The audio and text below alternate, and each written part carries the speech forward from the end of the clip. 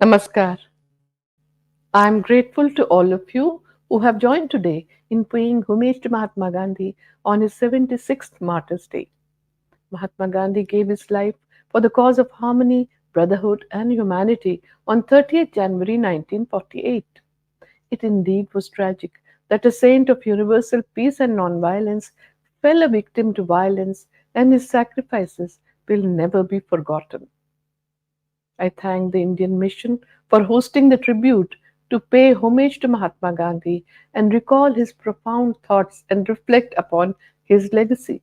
It's always an emotional moment to recall Mahatma Gandhi on the day of his martyrdom.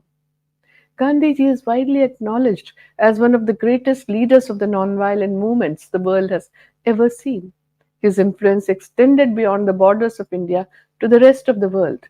A simple, pious man, Gandhiji identified with and won the hearts of the people. He spent his life fighting to overcome various forms of oppression, exploitation, and injustice. Even though 7 decades have gone by since Mahatma Gandhi passed on, in every part of the world, his relevance is felt as strongly as ever before, and his vision and actions are of an enduring significance for all times and places. His approach to life was holistic and cannot be divided into watertight compartments of social, religious, political, personal, and public life. Gandhiji stands out as the champion not only of political democracy but also of economic and spiritual democracy in today's world.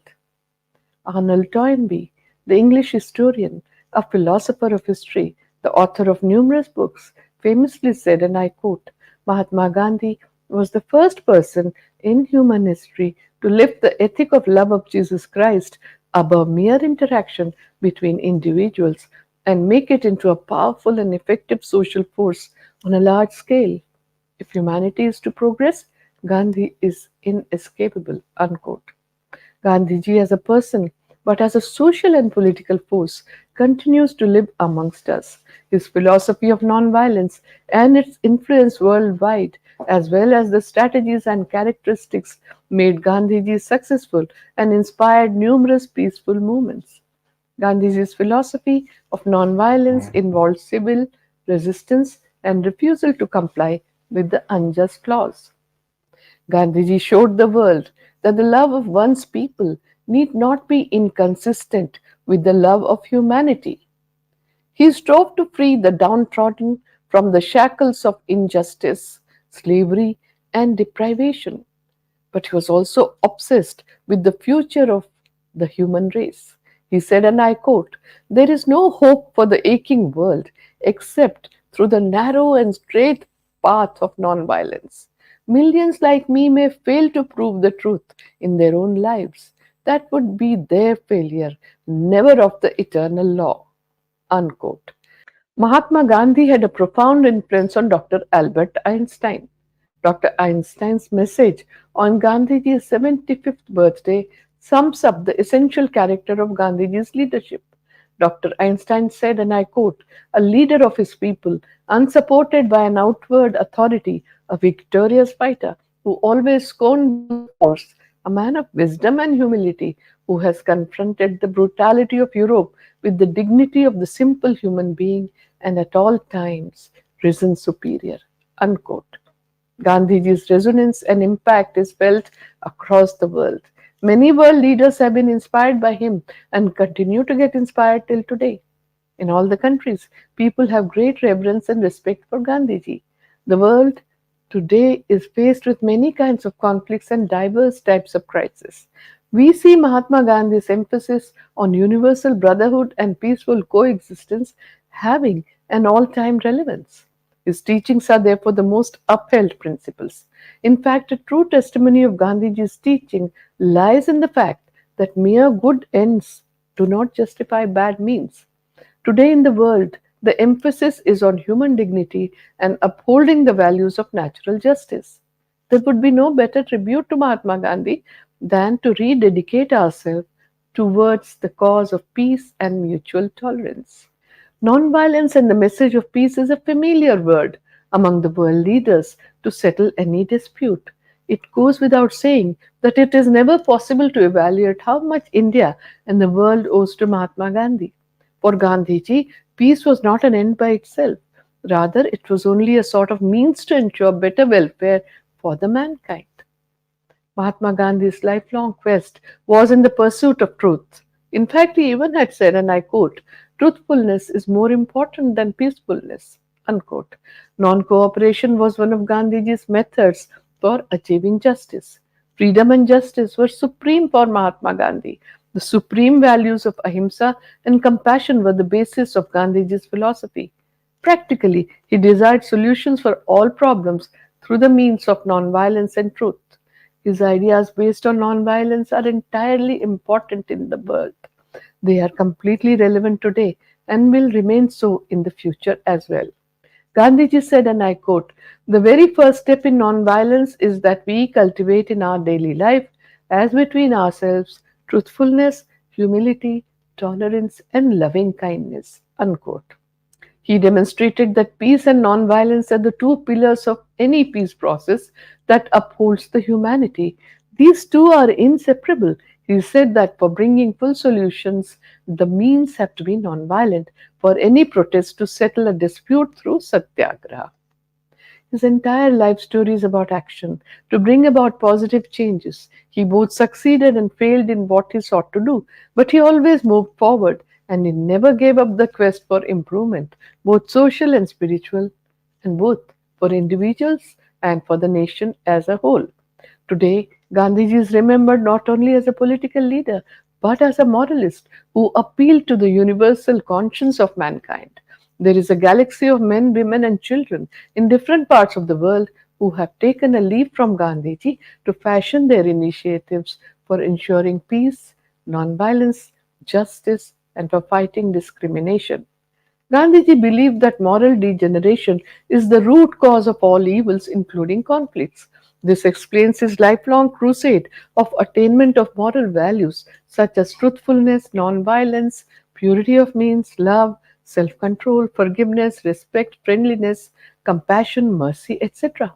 His message resounds with people of all faiths worldwide, as he is the spiritual and political leader of one of the world's most profound and complex cultural traditions.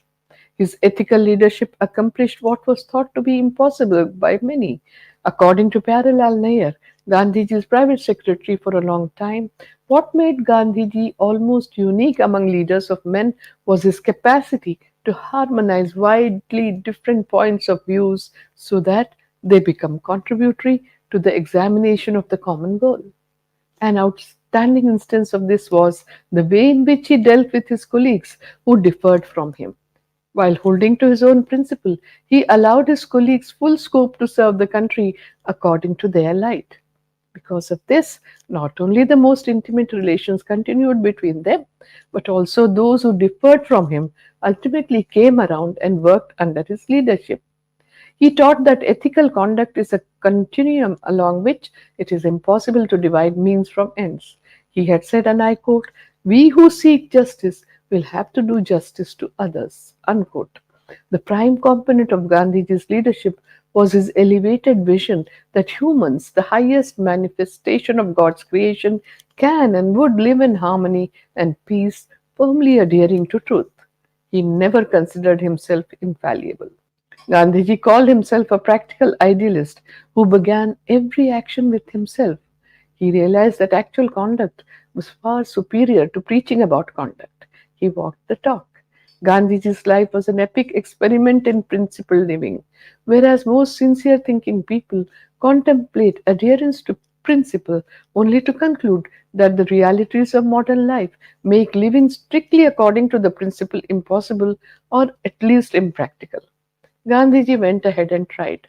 That he succeeded to such an impressive degree is in part a testament to the strength of his determined will and in part the result of his clear conception of a set of worthwhile principles. But Gandhiji also succeeded because he managed the application of principles with a pragmatic eye towards the dynamic, fluid nature of the day to day.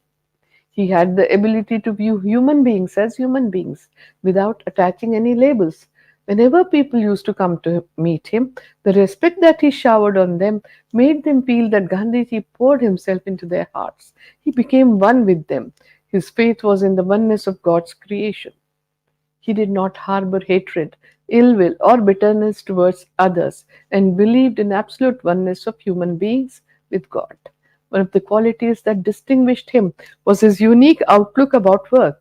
Within him, too, there could have been distinctions of work, like less important work, work of more importance, etc. But with work, too, there is consistency. He used to consider each task to be God given task, a gift from God, and as it was all God given, he could see equal importance in everything and did it with equal reverence. This spirituality gave depth to all his work. He had the ability of looking at the system, at tradition, as being apart from the individual. He did not waste his energy on taking revenge against individuals, as he understood that the individual is a prey to the system. He was soft spoken, humble, and very trusting with adversaries. Even in the extreme situations, he maintained the balance, sense of humor, wisdom, and calmness of mind. His goals were always high, but the objectives were small but measurable. Each big nonviolent movement led by him were interspread with smaller movements with achievable objectives, which were successful in keeping the morale of the people high. A strong sense of self respect marked Gandhiji's character from a very early age. He was incapable of discriminating against anyone. He suffered no insult and insulted no one. He could feel the pulse of the people. Only he was able to understand what people think and what they believe. His first and foremost consideration was to be of service to people. He had a keen desire to restore the dignity of all human beings. His desire was to contribute to leave the world a slightly better place than he entered it. In Gandhiji's revolutionary world, leaders were servants. This model of servant leader, the concept which Gandhiji demonstrated more than 76 years ago, is now widely recognized. The servant leader sacrifices himself and only himself. We see in Gandhiji's leadership that he begins by taking sole responsibility for his values and actions, but he also offered them as models for emulation. Gandhiji had realized that untruth, injustice, oppression, and tyranny last only so long as their victim accepts them. The moment one learns to say no to injustice, their edifice collapses immediately. This was true for the political, the economic, and the social order. At every step, he practiced voluntary self control through self examination, self reflection, and self purification. He constantly kept examining himself. He was not divine, nor was he gifted with a superior intellect. He was an ordinary person, and like any ordinary persons, he stumbled in the course of the journey. What was uncommon in him was that he learned from every wrong step. Gandhiji was a person who was setting up new standards in society, and that is why he spread such traditions. His leadership could be seen in such measures too. Gandhiji was eternally vigilant. Most of his life, except towards the end, he had total control over his sleep and used to work for 18 hours a day. He always talked about the importance of doing things in a well thought out and well organized manner. He lacked laziness, which is also of advantage in leadership. But from that wakefulness, what really developed was his role as the conscience keeper of the country. Mahatma Gandhi firmly believed that it was possible to imbibe the personal virtues as societal values in the society. Someone is truthful, someone is courageous, someone is honest, someone is fearless. These are individual qualities. Gandhiji was interested in ensuring that these become widespread in society. He used to remain positive under all circumstances, and that was his main trait. He had faced many challenges in his life, and there are many instances of his habit of not giving up in the face of difficulties and obstacles. He was very particular about doing the right thing at the right time. The implication of the word trustee became clear to Gandhiji in the light of his attempt to understand the meaning of non possession. Aparigraha. He developed it into the principle of trusteeship.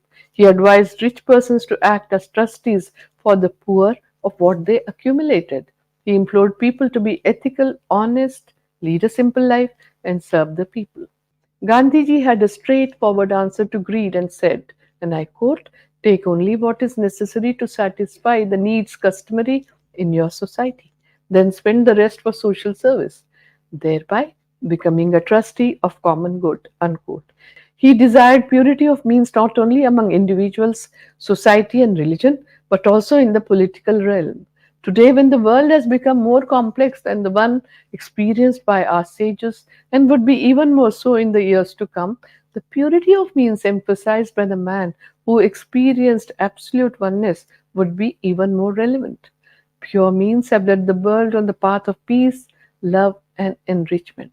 In the absence of these, the annihilation of the human race, a deluge, appears even more immediate. Mahatma Gandhi advanced steadfastly on the path of morality and spirituality. He removed every obstacle along the way, reached a higher plane at every juncture, and continued his journey upwards. His journey has been the journey of humanity.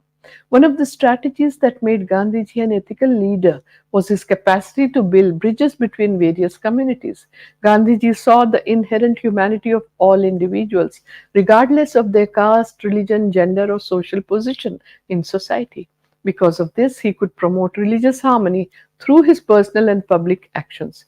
He provided leadership by example and exhibited the perfect synthesis between personal morality and public action. Gandhiji's greatest legacy is his advocacy for nonviolence as a means of overcoming oppression and bringing about peaceful conflict resolution. It is this belief that influences the actions of millions of citizens who are contributing to nonviolent movements across the globe in the 21st century. Gandhian humanism and its practical application are the way forward in the world. His noble spirit and warm humane kindness have endeared him to all humanitarians throughout the world. In the present time, its importance has further increased and Gandhiji is becoming more relevant. Nowadays, our world has become so interdependent that any conflict between nations inevitably impacts the rest of the world. The only way for establishing peace in the world is through nonviolence. We need to develop a sense of solidarity among ourselves by considering other human beings as our brothers and sisters, as part of one family. Gandhiji's ideas of nonviolence was to live and help others to live. Helping others to live with mutual respect should become the foundation of our life. Gandhiji stood for the right to freedom, right to dignity and equality, and the right to freedom from bondage, poverty, untouchability, and discrimination. All these are the essence of his approach towards humanity. Mahatma Gandhi had said, and I quote, when I despair, I remember that all through history, the ways of truth and love have always won. There have been tyrants and murderers, and for a time they can seem invincible, but in the end they always fall. Think of it always. Unquote. Today, humankind is reeling under various kinds of social tensions and imbalances, disturbing his peace. In such a scenario, Gandhiji's words to believe in the possibility of permanent peace are prophetic.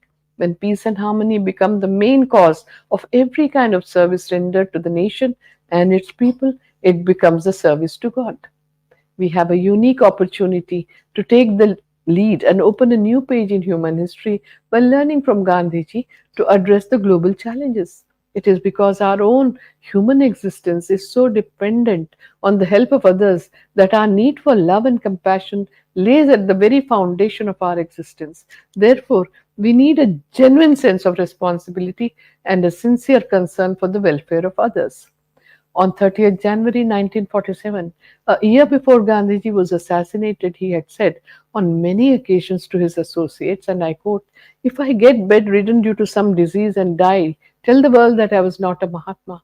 But if I am on my way to the prayer and someone shoots me, and if I face the bullets on my chest with Rama's name on my lip and bear no grudge against the person who indulged in violence, then tell the world that I was a true devotee of God. Unquote. In his prayer discourse that Gandhiji gave on his last birthday, 2nd October 1947, he had said, and I quote, there was a time when I wanted to live for 125 years, but I do not desire to live to be 100 or even 90. I have lived for 78 to 79 years, and that is enough for me. Unquote. Perhaps he had a premonition when, even 2 days before his assassination, Gandhiji said in his prayer speech, and I quote, "If I am to die by the bullet of a madman, I must do so smiling. God must be in my heart and on my lip. And if anything happens, you are not to shed a single tear." Unquote. The heart that bled at the sight of the misery of others was bled to death on 30th January 1948, with the three death dealing slugs buried deep in it. India lost her soul, but his spirit lives on, and that spirit will continue to live among us as it carries in its chapters the mild but unassailable truth that peace is a positive force and that it can still move the human race away from darkness towards light. Mahatma Gandhi had declared, and I quote, "Am I going to be silenced after my death? I will proclaim my faith even in death and speak from the grave." Unquote. What was this faith that he wanted to proclaim from his grave? It was faith in truth, that was God. It was faith in the goodness of all, as all are capable of truth. It was faith in the goodness of mankind.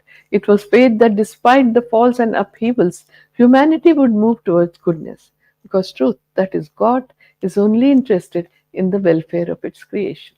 I once again take this opportunity to thank the Indian Mission for remembering Mahatma Gandhi on this Martyr's Day. My special thanks are to all of you who have joined me online. Namaskar.